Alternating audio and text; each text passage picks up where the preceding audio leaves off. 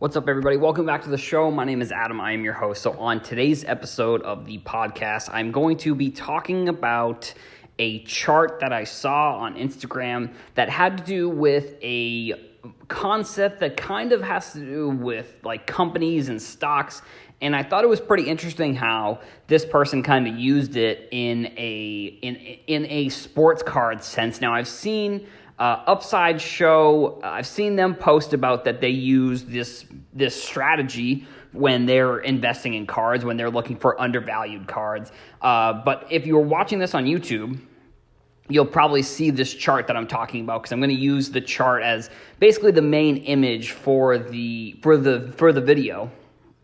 And I probably will post it on Instagram because it's, I think this information is important to understand, and I think it's important because it shows sort of so here's the concept. It's called market cap, and essentially what it is how many PSA 10s there are times the price.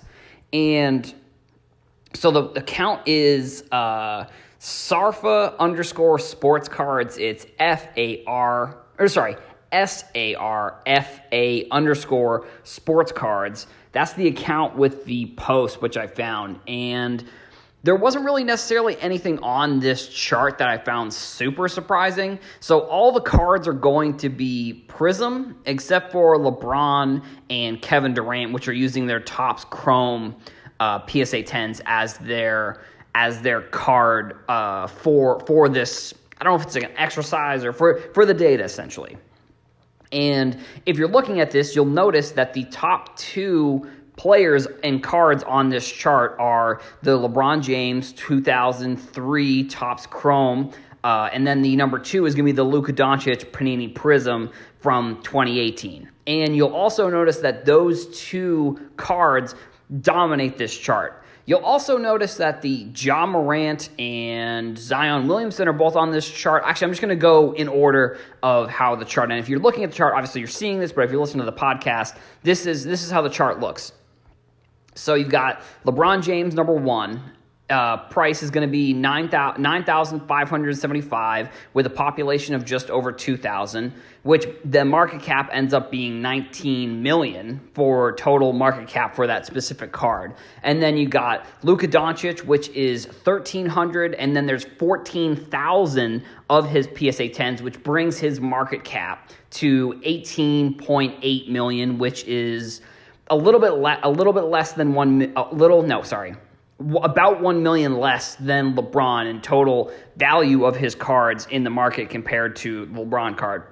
And then number 3 is going to be Giannis, which at this point in the chart, you start to see Giannis is the first card, which there's only 2 at the top, but Giannis is the first card where you see a $10 million drop in cap for the Giannis card. And then you've got Zion Williamson, you've got Ja Morant, Trae Young, Kevin Durant, Jason Tatum, Kawhi Leonard, Anthony Davis. So that's the top 10 for this market cap data that is on Instagram, that I saw on Instagram. And it's interesting because it ranges.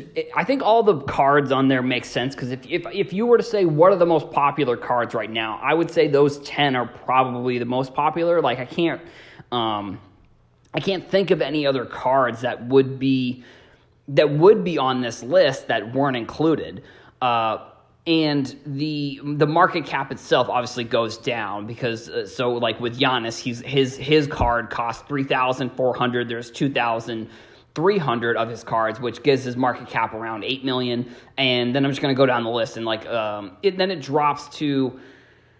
drops pretty much so 1 and 2 are similar, 3 and 4 are similar, and then after 4, that's where you kind of see a pretty steep drop-off. But then from 5 to 10, those are all going to be closer than between 4 and 5, and then between 2 and 3. And I think this is important information to understand. I don't necessarily think that it is, if you believe in these players long-term, I think you'd want to look at this and you would say which one is going to be the card that you believe in the most. And that's the card I would probably go with. I mean, the LeBron card is probably the one that I believe in the most. And the market cap of it is going to be just basically, like I said, the population of PSA 10s versus the price of it. And I was actually looking at the information between LeBron and Luka recently, and the price versus how many there are. And if there were 4,000 less Lukas, like that card would easily be $2,000. And I think LeBron and Luka are going to be probably the cornerstones of data that you want to analyze going forward if you're looking into cards, or you're looking to get into investing, or you're looking to get into maybe some underrated sets. It's very similar with baseball, where I use Mike Trout and Ronald Acuna as my two data points at the top of the chart of whenever I'm looking at stuff. And I know it's very different for those cards, but I think if you're looking for underrated sets, I think it's kind of hard to use those two. That's why like using Acuna essentially and then using Luka are probably going to be, if you're looking for modern sets of modern cards from probably 2016 and newer,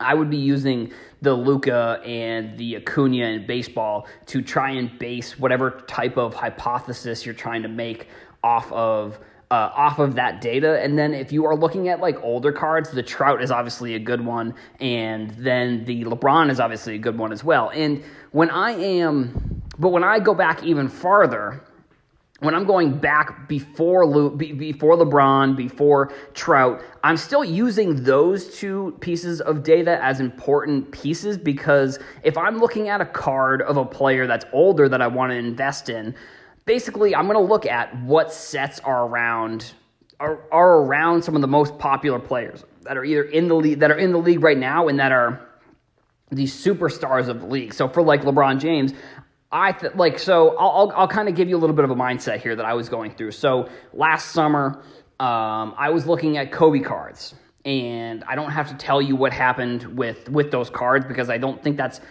what happened with Kobe is not important for the example that I'm using, because obviously that changes the whole argument. But I'm going to or even, I guess, instead of using Kobe, I'll use Shaq, because I think Shaq is a little bit of a different example, and we've seen those cards increase. But I looked at those Shaq cards, and I said, well, Topps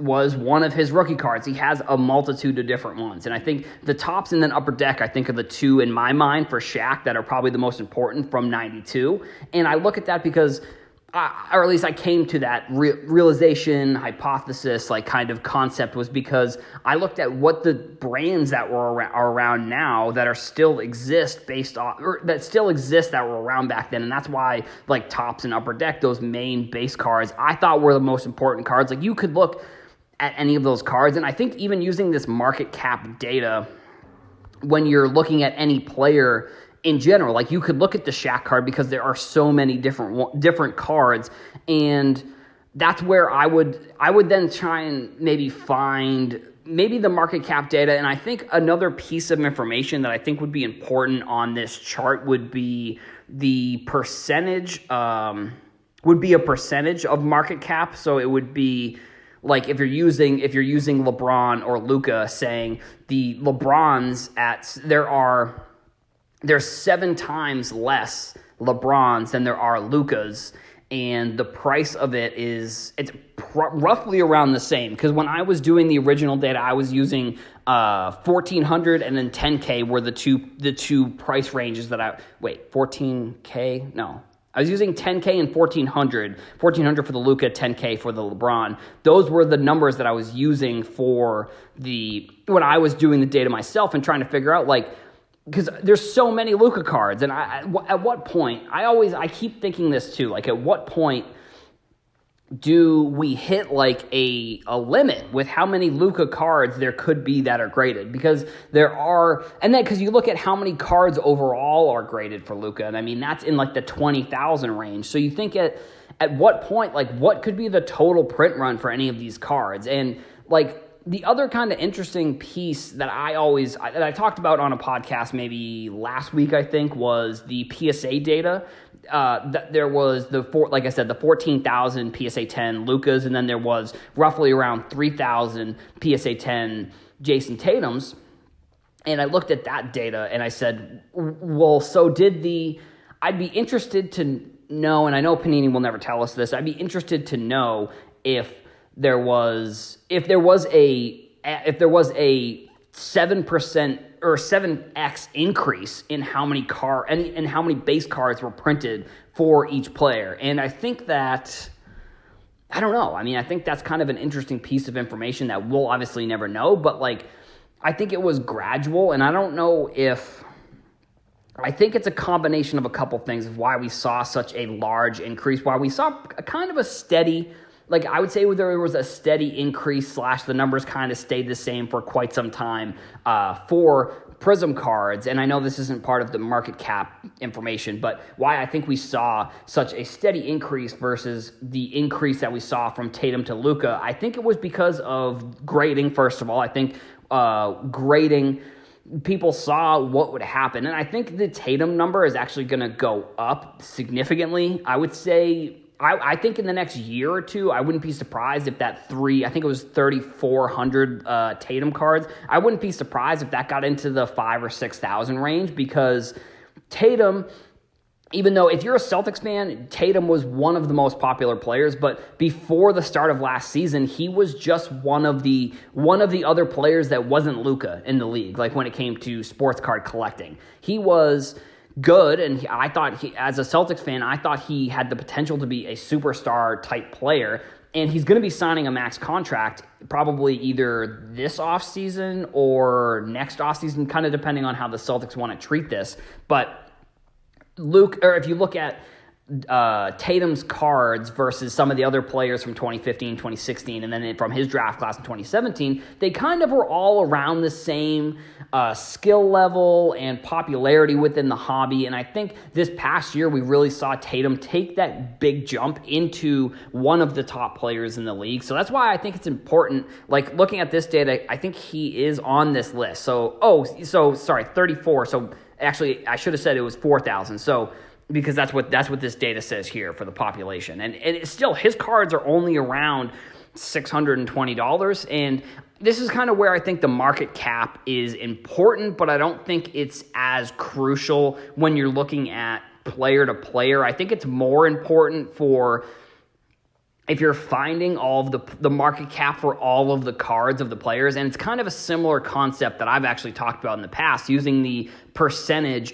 of like select, and how I was able to identify that I thought the Donovan Mitchell select cards were undervalued were because I looked at what the percentage of the Donovan Mitchell select versus Prism card was, and I looked at the Luka, because like I said, I was using Luka as that baseline, and it was like 40%, I think. And when I looked at the Donovan Mitchell, it was like 30%. So in my mind, I said that even if the Donovan Mitchell Prism cards don't go up, this card should be more like a $50 card, not like a $30 card, just based off the fact that based on the percentage that I saw from Luka. So if you're looking at individual if you want to look at players and then look at the sets within each player and then kind of combine each of these sets and players that way. But I would start with trying to find the player that you think is going to be good, and then instead of trying to compare player to player, because I think that can be a little bit tough,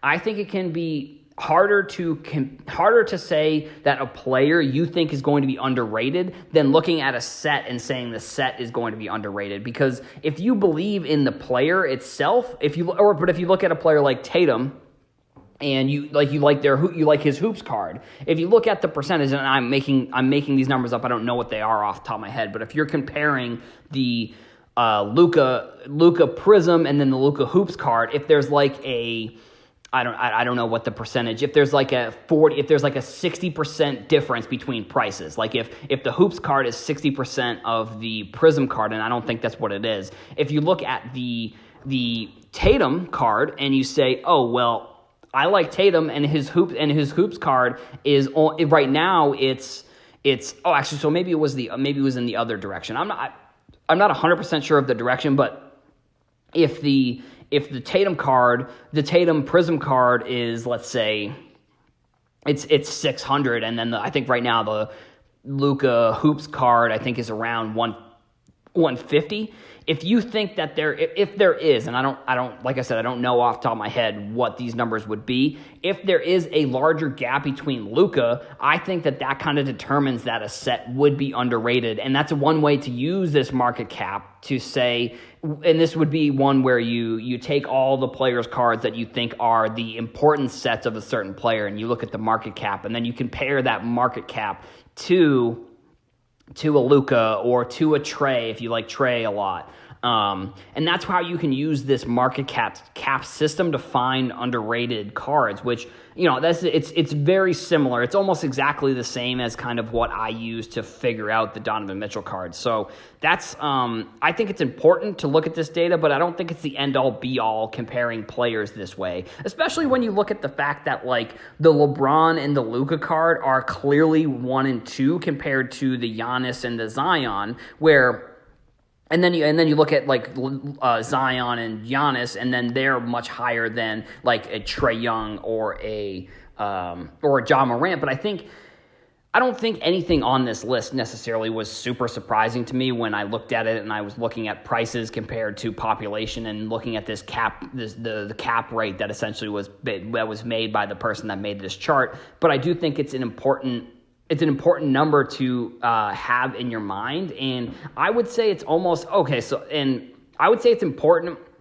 And then also to finish the point that I was talking about with the Tatum cards, I think that when you see a player, and I've talked about this with the Mbappes, I talked about this with basically any player that is sort of not really unknown, but maybe not as popular. Maybe they're in like a 3rd or 4th tier player in the league and they jump up into a 2nd or a 1st tier player. You're going to see probably an increase in population of those cards. So that's something to keep in mind when you are buying into a player who's like a hot player. Also, if you're trying to sell a player like this, I think it can be important not to get so caught up with the wave, and maybe it's all right to let go of the card, even if you still think that the card is something that has room to grow, because at the same time, like it may not. And that's why I think one thing that I want to probably talk about on a future episode is that there's never really the right time to sell doesn't really exist, in my opinion, because it can be so hard to even find the right card to buy that like you never know where you're buying in and where you're selling, if it's the right buy or if it's the right sell, and you'll never know